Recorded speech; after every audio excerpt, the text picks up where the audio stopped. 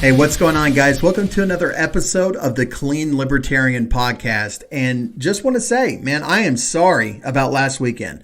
It was a busy work weekend, plus Father's Day mixed into it. Just could not carve out the time or the bandwidth to be able to record an episode, and so just called it good. But anyway, I do apologize. I try to get you guys an episode a week, but hopefully this week's episode makes up for it. I had on the great John Odermatt. John is known for his time on Lions of Liberty. He had a segment called Felony Friday, which is now Finding Freedom. He also has another podcast or venture called Run Your Mouth Coffee. And John is somebody who, he was the first person to platform me or platform the Clean Libertarian Project. And that meant the world to me, because it's kind of hard carving out your little spot in the space. It can be kind of daunting, especially with the amount of content creators that the Liberty movement has. But John is somebody who, he has platformed people who've gone through the criminal justice system and has really shown how, people, even though they're a felon, even though they got in some trouble, they can turn their life around.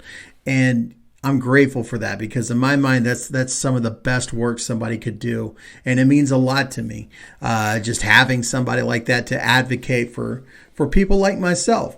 And so anyway, I wanted to have John on to talk about, kind of how he got started in it, what he's learned throughout his tenure, and kind of where do we go as a society from here. And so with that, I will bring on. All right. And I am here with my friend, John Odermatt. How you doing, John? Good, man. Good to be here. Happy to, be on your podcast. You were on mine. Was that 2 years ago? Yeah. It seems like a long time ago. Yeah. It's been a while. It's great.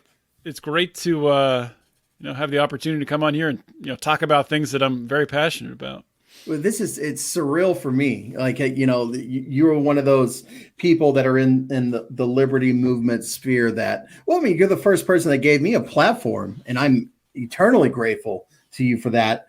But also you're somebody that's bringing a very particular message that I align with 100%. Mm-hmm. And I just kind of wanted to get into that. So for those that don't know, John is a host on Lions of Liberty segment called Felony Friday. And is that every Friday, or how are you doing that nowadays? Well, we've actually, I've switched up the name.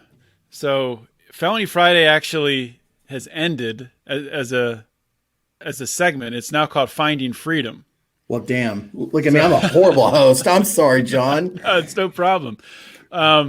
So yeah, I'll talk about felony. Let's spend time talking about Felony Friday, because it's still the same thing bleeds over into Finding Freedom. And I'll talk about the reasons for the change, because I think it's interesting, and I think it applies to, a lot about what your show's about, and what people deal with when they're dealing with addiction or dealing with having priors in the criminal system. So Felony Friday, I started that. God, it's coming up on almost 6 years ago, which is crazy to think about.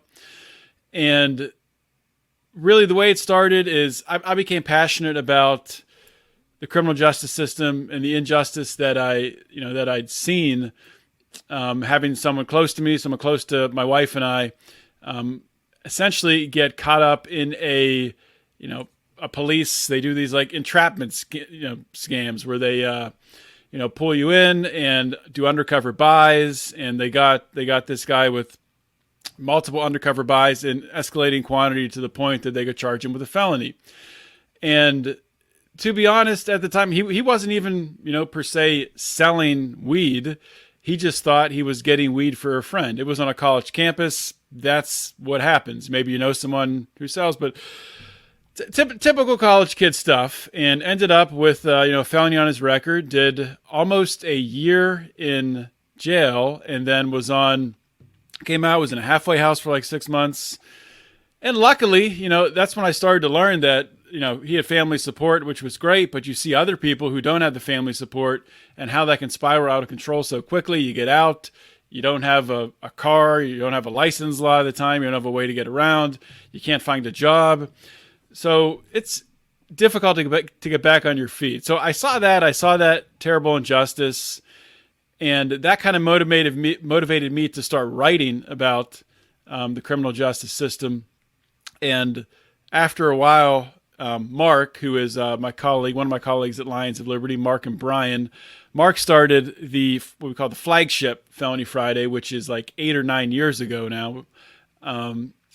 And he was getting, I noticed in the podcasting, comparing the podcast numbers to our blog numbers where we had articles and a bunch of different things like that. We'd have like 200 to 300 people reading the articles, and Mark would have 2,000, 3,000 people listening to the podcast. So I thought, well, you know what? I should probably turn this into a podcast. And it's kind of went from there. And when I started, I had no idea what direction it was going to go in. I knew I wanted to talk about the criminal justice system. And I just got, over time, I met people and got very lucky to meet people very influential and very much involved in the clemency movement, the pardon movement, people pushing, it was Obama at the time and then Trump and now Biden, to grant clemency to nonviolent offenders.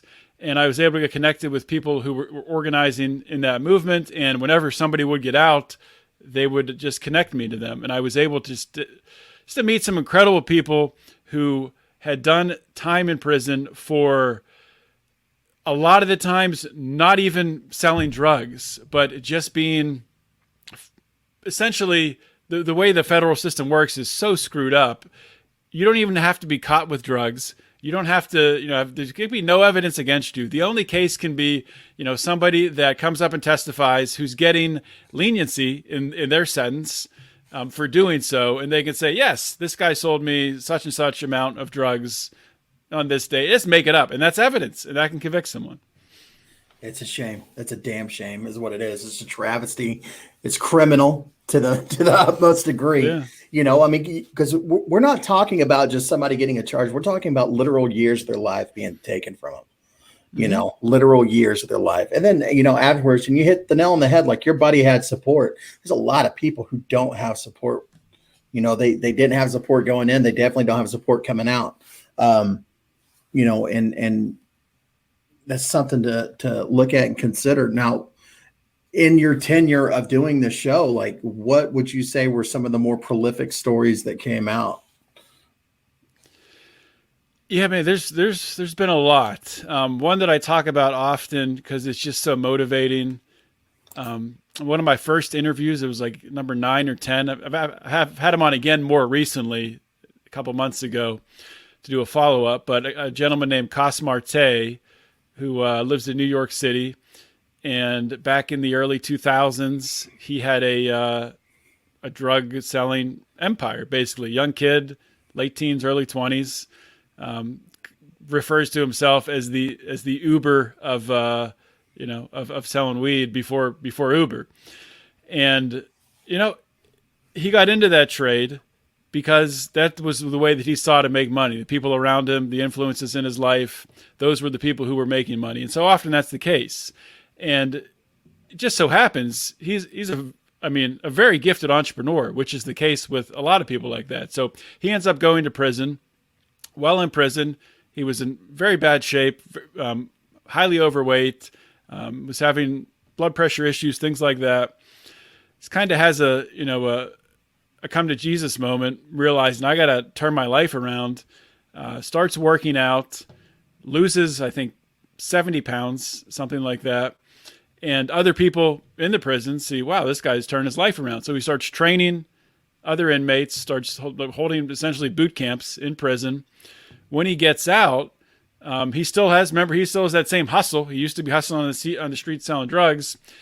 He starts working out in the park. And, rather than going up to somebody in the park like he used to do and try to sell someone a joint or something like that, sell them on working out, sell them on coming to a boot camp and starting out just for free. Just come work out with me, and builds up this following and parlays it into opening his own fitness studio. And it's turned into quite a large business. And during the when I had him on this last time, we're talking about the pandemic and asking about what happened there, how did it affect his business. And he's in New York City, so he said as soon as it locked down, the next day he turned on the cameras, whatever cameras he had, and just started live streaming. And like to be able, I mean, he's a natural entrepreneur. Just be able to pivot like that immediately. These other big gyms are like, oh my God, what are we going to do? We're shut down. We can't open up. Just change this whole business model on its head. So that's a cool one I like to talk about. It's because it's so motivational. And honestly, a lot of the people who have been on my show, yourself included, the way that I look at it, and when I'm conducting these interviews, I come away inspired and motivated because I see people who have overcome tremendous amount of adversity, sometimes through, self-inflicted poor decisions. And that's, everyone makes poor decisions. Basically the difference between the people who go to prison and the people who don't, for the most part, is the people who go to prison end up getting caught or end up somehow getting implicated in a conspiracy or something like that. Everybody's broken the law. I mean, Harvey Silverglate wrote that book, 3 Felonies a Day, that the average person commits 3 felonies a day. I mean, if you've used your neighbor's Wi-Fi without their consent, you've committed a felony in many states. So people don't think about it that way. But I think I answered your question. I could talk about more stories if you want me to. No, I mean, I love hearing about it. I especially love hearing about, because here's the thing, there's a certain niche, right? And as addicts, particularly, especially people involved in the drug trade, if they can figure out how to apply those same skills inside, the realm of acceptable society, and they're destined to do great things, and especially, it's like you said, his environment dictated, like, that's what you do to make money at the time. It's direction. And you don't get that direction from going to prison more often than not. Usually you gotta have some sterling role models. But for me, that came in the form of recovery. For others, it's other things. But let's also get back to, so you stopped Felony Friday and went to Freedom Friday. That's what it's called now. Finding Freedom. Fighting Freedom. So yeah. What's the purpose behind that? Yeah, so a couple different things. After going through 2020 and seeing really the tremendous and shocking government overreach with lockdowns and businesses being shut down, people not allowed to work, and knowing on the other side that there's going to be a lot of issues that are going to affect people for a long time from that.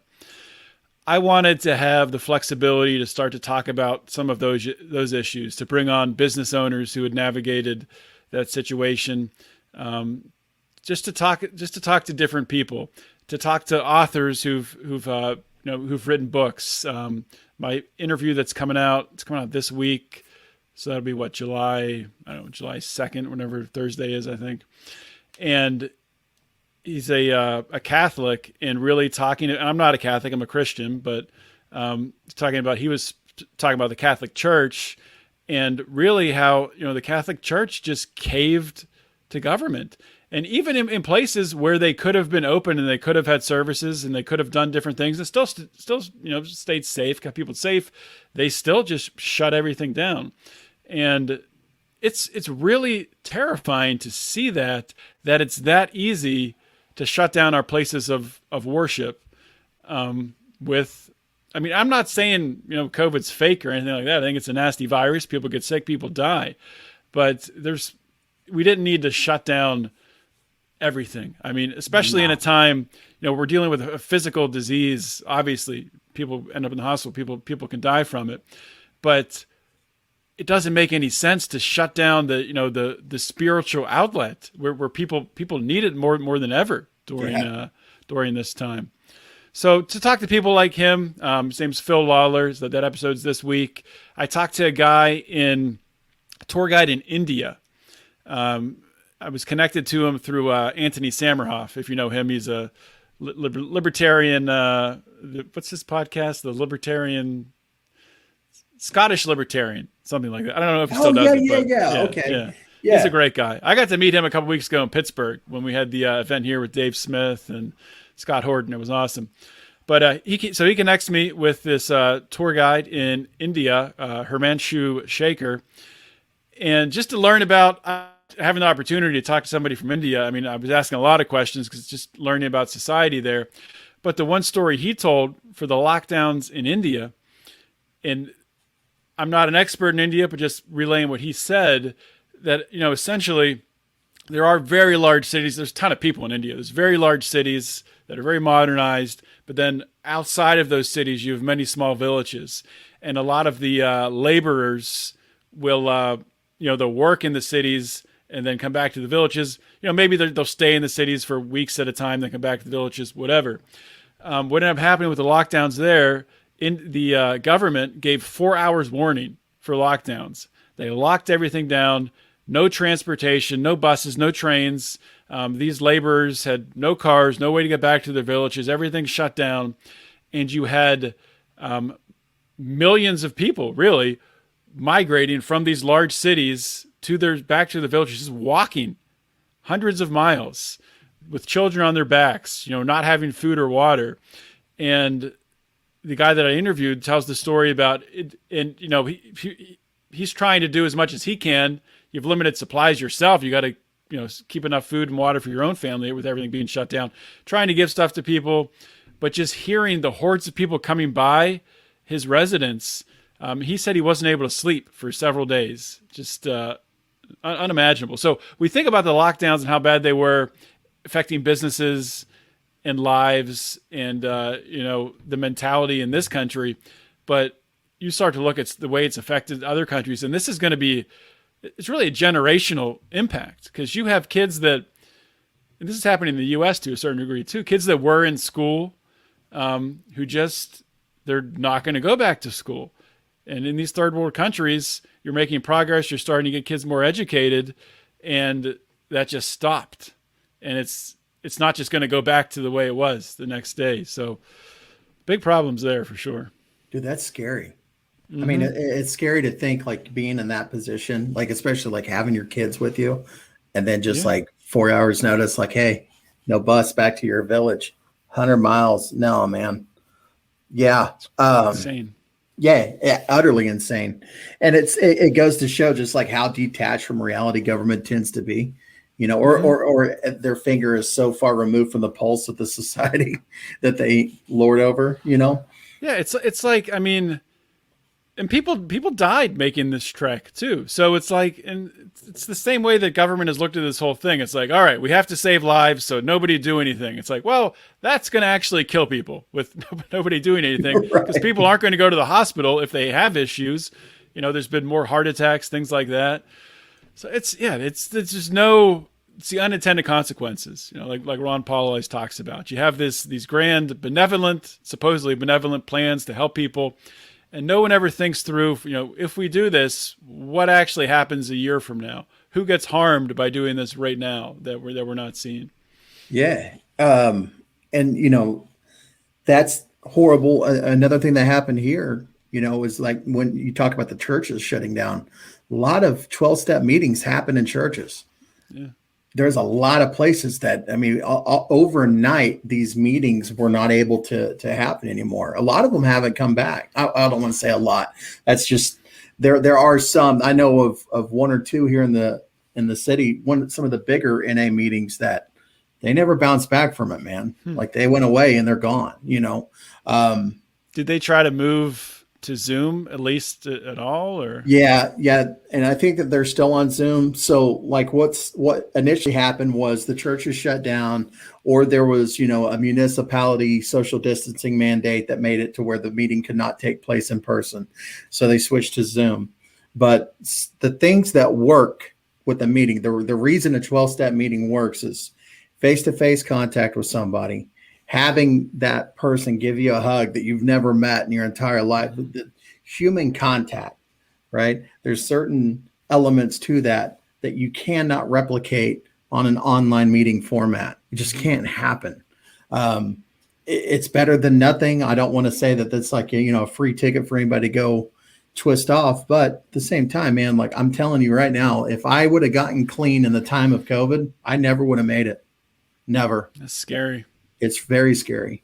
And we have statistics to back it up, man. A 34% increase in overdose deaths across the country. It's a big jump. That's a hell of a jump. Yeah, yeah, and I've seen people point to like the suicide levels, saying like, "Well, the suicides aren't as high as we thought they would be."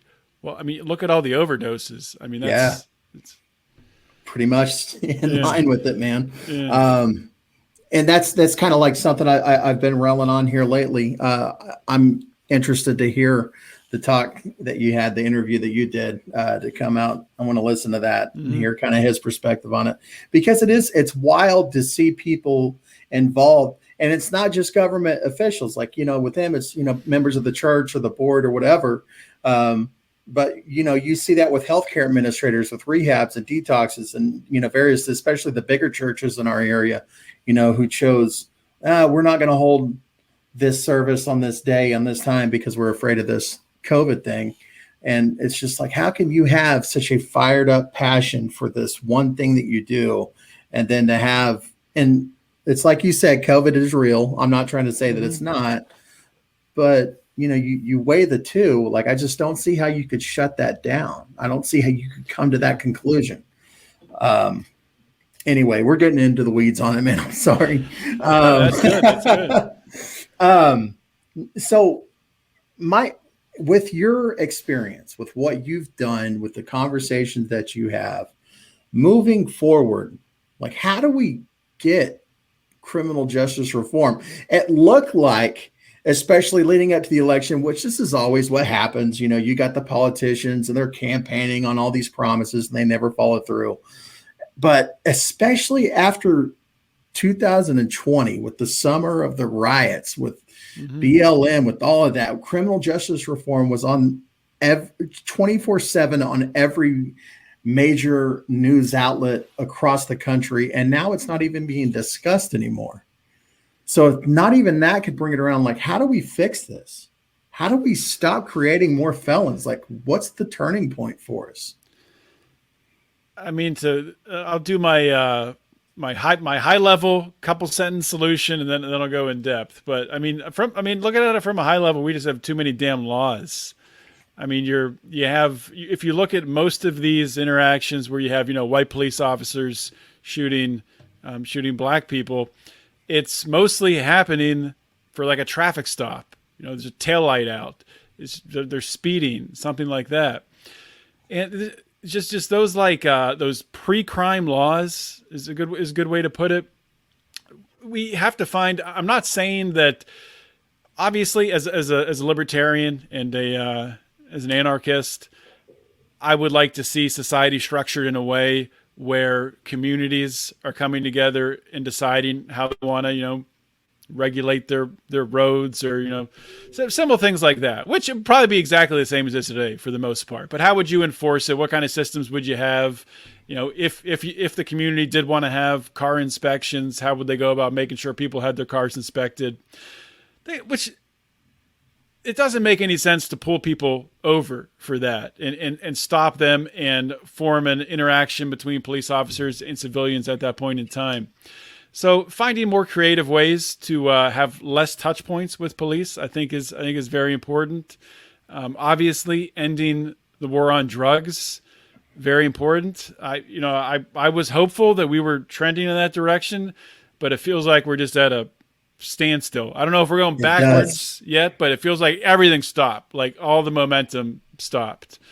It's kind of all that momentum is now. It's just kind of split in different directions. That not that any of those other directions are really doing anything at all. But that has to happen, and I mean, a big part of that is just education. So shows like yours, shows like mine, a lot of people doing great work out there, educating people and really breaking the stigma, against people who have been to prison, the stigma against people who've been addicts in the past, and just help people to understand that we're talking about human beings here. We're talking about people who have talents and skills, and we need to find ways to unlock people's talents and skills. And a lot of the times people get into trouble, be it using drugs or selling drugs or anything like that, because that's the option they see in front of them. That's something else happened in their life that set them down that path. It's not a choice that they're really actively making it and thinking about it, or is there you're not a little kid growing up thinking you're going to go down that route? So we have to look at the root causes of why that stuff is happening. And when you get back to the root causes, a lot of it comes down to government. And just to give one example, you look at deficit spending, the Federal Reserve, the way that our government prints money, expands the money supply. The people who are most vulnerable in society, the poorest people, the elderly people in urban America, in our cities, those are the ones who are harmed the most by these policies. And you have politicians come out and say, well, we just have to raise the minimum wage and that'll make everything better. When everything else is going up in price, when housing's going up in price, when there's zoning laws in these cities that prevent affordable housing to even be built, they have nowhere to live. You end up with more homeless people. All these issues coming together lead people into mental illness, into different situations where they aren't able to work. So it's to say how do you solve the problem? It's really like I'm all about, like, the way I look at things is in every part of life, from politics to economics to health. You want to get at the root. You want to strike the root of the problem.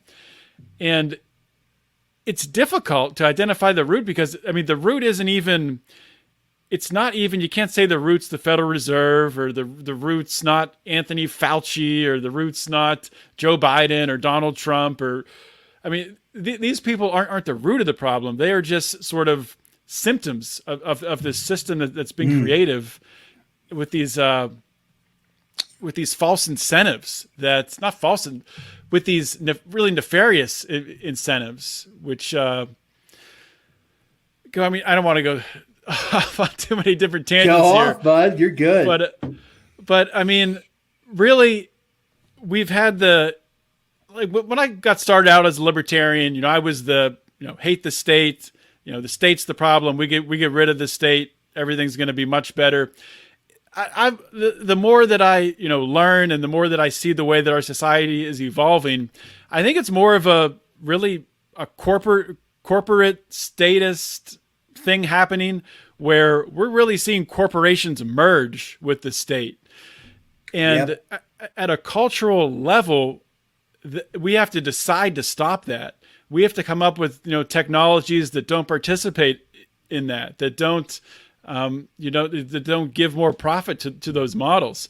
And it's going to be really hard to do. And I don't know if it'll happen in our lifetime, but it's not easy. And the other thing with the war on drugs that I'm concerned about is a shift happening, where it's from a shift. It used to be a prohibition against what you could put in your body, which that seems to be waning somewhat, which is good. People should be free to decide what they put in their body, not to advocate that people should use drugs, but you're not helping the situation by trying to dictate what people can and can't do. But now it's shifting to dictating what people must put in their body, and then creating a caste system around that. And we're seeing that with the COVID vaccine and the talk about passports. And I would love if, we wake up a month from now, 2 months from now, and COVID's totally gone and no one's talking about, did you get your vaccine? Did you get your vaccine? Did you get your booster vaccine? But I don't think that's the way it's going. I think it's going to continue that way, and they'll add more vaccines to it. And we're looking at a medical caste system controlled by pharmaceutical companies and major corporations. And you asked me, how do we solve this problem? And I kind of just, but the crazy part is, you talk about, are you an optimist or a pessimist? Are you black pilled or white pilled on all of this? At the end of the day, I'm white pilled, because I think more and more people are coming to understand what is happening. And there's the information to solve these problems and to navigate the tyranny that we face is at our fingertips with the internet, and the government's losing control of the information. So I am white pilled, but the problem is very, very complicated. Yeah, well, and you and I both have the unique position to be able to talk to people who made their lives into something great despite government's best efforts. right? So like we both get to revel and share stories of hope and success and courage, like that keeps me going. I can't speak for you, but like it's hard not to be white pilled whenever you see that, Yeah. so despite everything that we see going on around us, and look, man, I have a 12-year-old daughter who I will not ever co-sign on her getting vaccinated with this vaccine right now. And her grandparents are very blue pill type of people, very status, and they're freaking out about this Delta variant or whatever it is. And it's just like, it's always going to be a variant, like there's going to be something, and it's just like, my daughter's not going to get the vaccine. So y'all just need to calm down. So, there's pressures that are involved, but I think that despite it, better part of human nature is going to shine through. I have to hope in that. I cannot allow myself to become a nihilist and just like give in, and I think that you're probably somewhat in the same boat as I am. Yeah. We can sit around all day and acknowledge like, okay, this is what's going on. This is what's wrong. But we can also see the hope that comes out of it. One thing I did want to ask you about, and I suck at planning because I don't even remember the name or the places, but there was a report that recently came out talking about a meat processing facility that utilizes people coming out of prison in a halfway house or a work release type of scenario, but they work for free. Have you heard about this? I feel like I've seen the headline, but yeah, I've not educated on it. So they work. It's like a work release program, and they don't get paid though. Right, they don't get paid. So, God, I suck, man. It is some state. Just audience, you're gonna have to trust me on this one. It exists. It's a thing, even though I don't have receipts. But essentially people are it's a work release program. They're going and they're being forced to work, at this facility. They do not have any of the basic employee protections that you would find. Like you can't get workman's comp if you get injured, you work or you get fired and go back to prison type of thing. I want to say it was in Pennsylvania. I could be wrong on that. Where I am. I should know about that. Yeah. But anyway, so that's just one of the ones that are coming more into prominence. But I've seen this type of thing take place even here in my own backyard. Like you see different halfway houses and things like that. There's a local rehab that I know that uses. They say, hey, you get to stay here for free, but they put them to work, and the church is making lots of money off these people who are coming in just trying to get clean off of dope.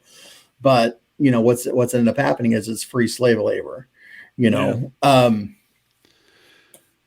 don't know where the hell I was going with that. And that's a lot of people don't realize. Like I just saw on Facebook.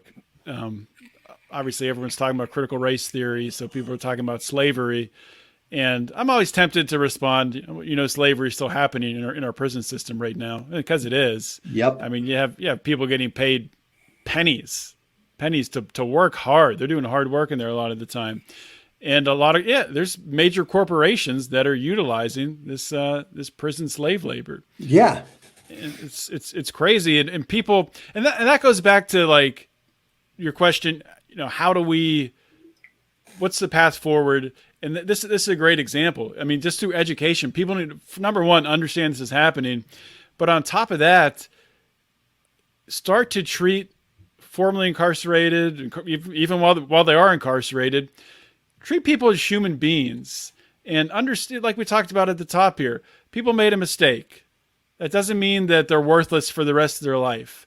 Right. That's not going to help anyone. Not going to help them, and certainly not going to help the public, because, something like 85 or 90% of people who are in prison are getting out.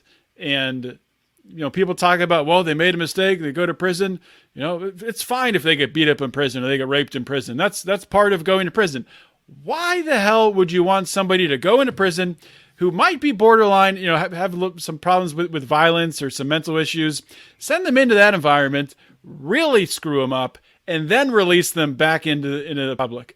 That's insane. Why would anybody want to do that? So our prisons, I'm not saying our prisons need to be like in like Scandinavia, where they just basically sit in a room with the air conditioned room with the TV and they can do whatever they want.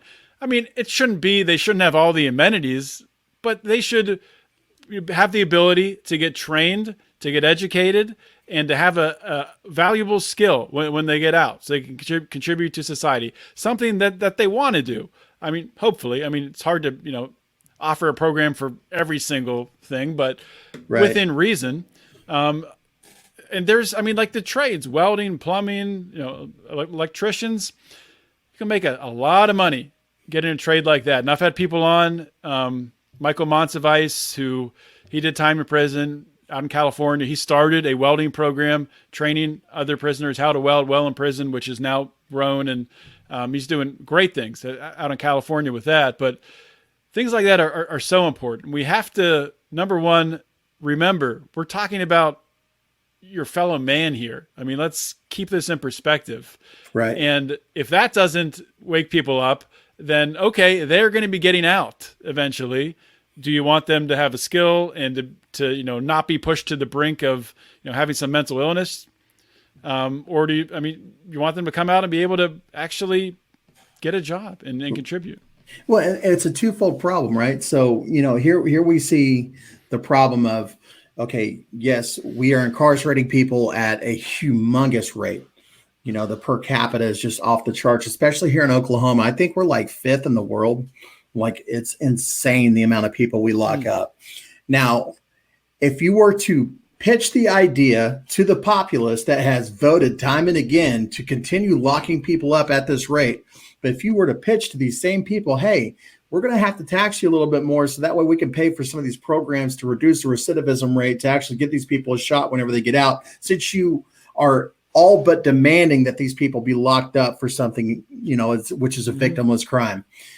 They're up in arms. They don't want to reap the whirlwind. They just want the magical, money fairy to come along and just incarcerate these people forever. They don't care what that looks like. That money has to come from somewhere, though. Like, you cannot, and I'm not a libertarian advocating for taxes here. I'm not, but I am saying that, like, there is a problem that we are continuing to give into, and that is, we're locking these people up. We're expecting them to somehow gain a skill while they're in there that they didn't have before going in. And then when they get out, they now have the label of felon, and they're going to have to maneuver through the workplace. Yeah. Are you kidding me? That's not going to ever work. Yeah, 100%, man. And just to, go off the I'm a libertarian, not advocating for taxation thing there. So I had on a couple of weeks ago, or I guess months ago now, 3 guys who were sentenced to life in prison for selling pot. No violent priors, anything like that. They all got clemency.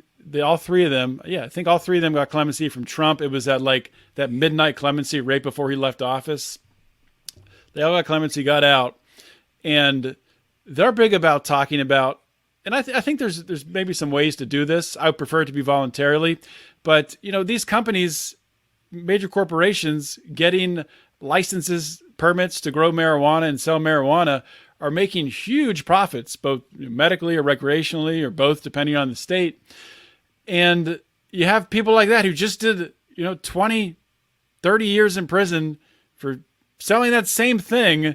It's like, well, shouldn't some of what they're making go to these people? Like, I would be totally fine with that, honestly, if there was some sort of thing that the state stepped in and did in that circumstance, I'll be fine with it. Ideally, these individuals or these corporations should, maybe we need some market pressure on them to do it, but they should voluntarily give some, help these people out. That'd be good PR for them.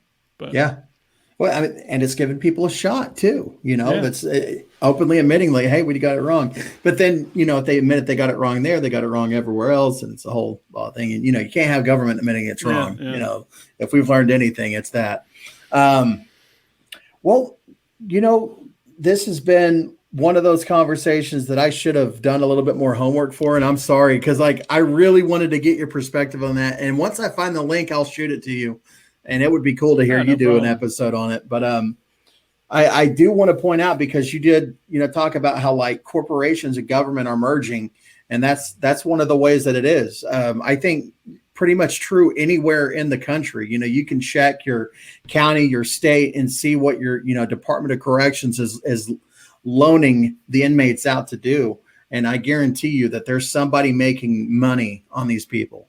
I know here, just even in Oklahoma County, like, you go to jail and everything you touch in there that's outside of the bare minimum, you're paying hand over fist for. Even when it comes to coordinating legal counsel, you're paying ridiculous amounts of money just to have a phone call. It's crazy.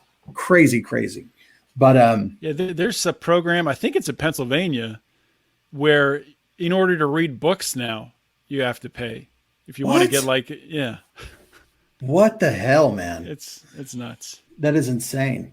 That's just crazy. But and therein lies the other part of the problem, though. You try to raise this alarm to the general public, and they're like, "Yeah, good. Screw those people." It's a cultural problem. Yeah. Yeah. So I, for one, am extremely grateful that there's people like yourself that go out of their way to highlight success stories, to show that, hey, not everybody that screws up is a monster. We're all human. And yeah, man, just thank you for what you do, John. Yeah, you're welcome, man. That's what it's all about. My show, Felony Friday, but also now with Finding Freedom, it's all about people telling their stories. Your show, largely the same from what I've listened to. And I love that you had my friend Chris Dreisbach on. I mean, he is a guy like that. What he's done, just taking, what he's been through, the mistakes he's made, and 100% turning that around into positive things. And, I'm doing a podcast. That's like nothing. Chris is going out and he's connecting, sheriffs with talking to DAs and bringing people together. So, rather than just throwing addicts in prison, they're getting help, really changing the way that policing works in his community. And he's not worried about the president of the United States or even the senators in his state or any of that shit. He's talking community level, the people who actually are influencing what's happening, who's getting arrested, what are the policies in your local community. And I think that's the most important thing to make a change there. Oh man, Chris fired me up on that. And I still haven't pulled the trigger on it, but there is some groundwork being laid, because I would like to see something similar happen out here. But what an incredible story, and you're right. Our people in our own backyard your neighbor next door that you ignore, but you'll argue with somebody on Twitter for hours on end. That neighbor next door, your local police department, your local, city council members, these are the people who really do affect change in our personal life. And that's where it has to come from. Mm-hmm. And I think Chris, especially, he's laid out the blueprint for that, ironically called Blueprints for Addiction Recovery. But anyway, well, with that, I think, we're pretty good. You always have an open invite on the show, man. Anytime you ever want to come back on, John, you're just a rock star in my book. But what do you want to plug before we let go out of here? Yeah, well, I'll plug the podcast again. So Lions of Liberty is the feed, Lions of Liberty podcast. So that's on any podcatcher. We've been doing more video stuff, so you can find Lions of Liberty on YouTube or on Odyssey. YouTube has us demonetized currently, so prefer you go to Odyssey. But we're fighting to get YouTube back restored. So hopefully we get that done. And so the schedule is every Monday is our flagship program hosted by Mark Claire. That's mostly interviews with. He's kind of pivoted his show too. He's talking to entrepreneurs. He's talking to still leaders in the liberty movement, but asking different questions. It's not your typical libertarian podcast interview. And then our Wednesday show with Brian McWilliams is more current events, a little bit of comedy mixed in. And Brian does curse, so probably don't want to little children, but still a great show. And then my show, Finding Freedom, on days. I will just say real quick, because I at the top I said I would talk about this, but one of the reasons for the change actually was because I think my numbers were getting hurt with Felony Friday, with the name being Felony Friday, just because of the stigma of felon in the title, and people thinking, I don't want to listen to some felons. Wow. So now I can still have on a lot of the same people, and these individuals, yes, they're felons, they've been to prison, a lot of them, but they found freedom, and talking about that evolution of them finding freedom, not only once they get out of prison, but a lot of these stories are so amazing when they're inside prison and they start to understand, and a lot of them have come to faith while in prison. So some really cool stories. But so that's Lions of Liberty. Check that out. And then Run Your Mouth Coffee is a new venture I started this year, and it's fresh roasted coffee delivered to your door. You can go to rymcoffee.com. We're all about uncensored speech, free speech. And it's ironic because we were just talking before the show that I'm now on Twitter. My personal account at John Odermatt is currently shut down, banned, whatever you want to say it. I think I'll be back soon. But so I had to tweet for this interview with our RYM at RYM Coffee account to set this up. So check that out. Check out the coffee. It's great coffee. Number one flavor it's called Rebellion Beans. The beans are aged for 30 days in a bourbon barrel. It's no alcohol, just get a little bit of that smoky taste, and it's delicious. Also have another one called Espresso Yourself. That's more of a very dark blend if you're into that. So check it out, rymcoffee.com. Right on, man. Well, John, I'm going to have to order some coffee. I'm a coffee guy, something about recovery just goes hand in hand, coffee and cigars, man. But anyway, anytime, like I said, you want to come back on, you're more than welcome to. And thanks a lot for hanging out with me for a little bit today, buddy. Thanks for having me on, man. This was awesome. Yeah, absolutely. All right. Well, you take it easy. All right, and there you have it. Thanks a lot to John for coming on, spending some time with me, and just talking to you guys, man. That was a surreal experience. It's so cool being able to get some of these people who are like heroes to me in this movement to come on the show and chat. John is no exception to that role. Like, that dude is awesome. So absolutely be sure and follow all of his efforts. Check out Run Your Mouth Coffee. Check out the Finding Freedom and Lions of Liberty. I will have all of those links in the show notes. So thanks again, John. And let's see. So one cool thing is that the Sober Caucus, the Libertarian Party Sober Caucus, we had our meeting today. We are 7 pages out of 22 through the bylaws. So we knocked out a great portion of the bylaws today, which if you've done any work, right, with an affiliate or with an organization, you already know bylaws are, they're a lot. That's a lot. Some people really dig them. I like them for like the first hour, and then I start falling off the deep end. So we are getting closer. So if you would like to be a part of that, if you want to be a part of this issues caucus that we've got going on, absolutely holler at me. We could use some help. Any input whatsoever is appreciated and welcomed. And I don't know, I'm just excited, man. We are moving we will have a hospitality room in Reno. It's just exciting. And we've gotten a lot of support. Seeing the people kind of, circle the wagons around this has been a cool thing to be a part of. So anyways, that's pretty much it. That's pretty much all I got. Thanks a lot for tuning in. And we'll just get right into the song of the day. So this is a podcast favorite. This is Days and Days. And this song, God, I had the name. There it is. Call in the Corner. That's the song name. This is, I don't know, just a grungy little song. Nice little ditty. I hope you enjoy it. So with that, I'll leave you with Days and Days, Call in the Corner.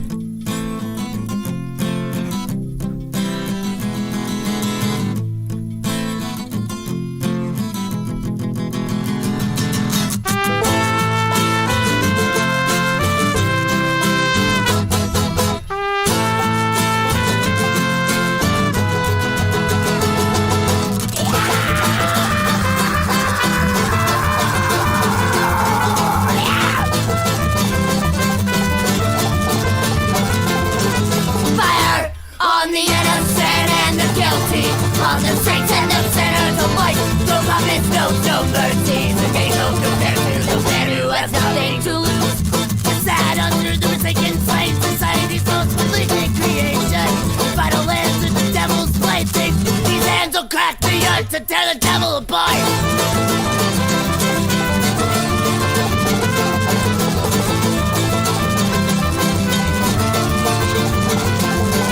Throwing bullets into tear. Let them try to fucking care. Maybe I can soon as fail. Maybe with the ten cell. Leaving all the jagged stone. Give cat master crew. These are dark that's getting bones and cloud air inside your toe. Go!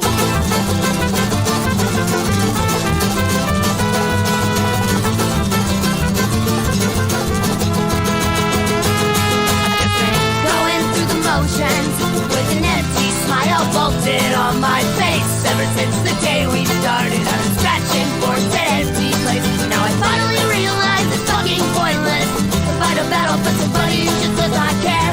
It never has, it never will. I'm better off all on my own, so you can rest your head beneath that stone. For all I care, for all I care.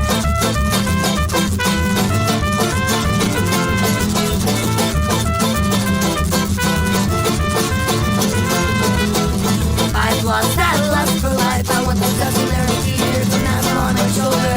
I've lost that need to thrive, that compulsion to feel, to create, to discover. Somebody please calling the coroner. Just because I'm moving doesn't mean I'm not equipped. Soon I'll be building our caskets with scraps of these bridges destroyed by the storms I've been brewing.